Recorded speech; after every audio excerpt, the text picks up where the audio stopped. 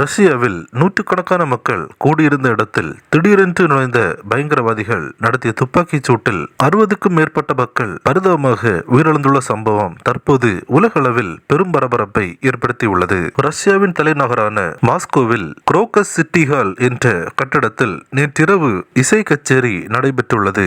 இதில் நூற்றுக்கணக்கான மக்கள் கலந்து கொண்டுள்ளனர். இந்நிலையில் திடீரென்று துப்பாக்கிகளுடன் உள்ளே நுழைந்த பயங்கரவாதிகள் அங்கிருந்த மக்கள் மீது கண்மூடித்தனமாக சுட ஆரம்பித்தனர். எதிர்பாராத இந்த அதிர்ச்சி சம்பவத்தில் 60க்கும் மேற்பட்ட அப்பாவி மக்கள் பரிதாபமாக உயிரிழந்துள்ளனர். மேலும் 145க்கும் மேற்பட்ட மக்கள் படுகாயமடைந்து மருத்துவமனையில் அனுமதிக்கப்பட்டுள்ளனர். அதில் பலரின் நிலை மிக கவலைக்கிடமாக உள்ளது.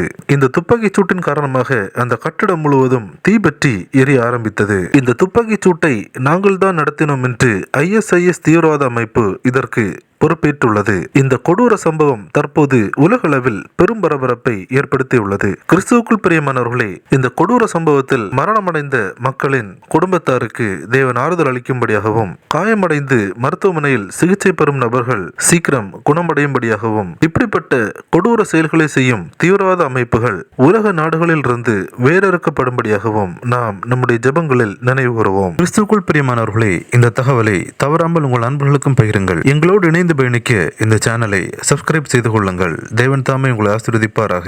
ஆமென்.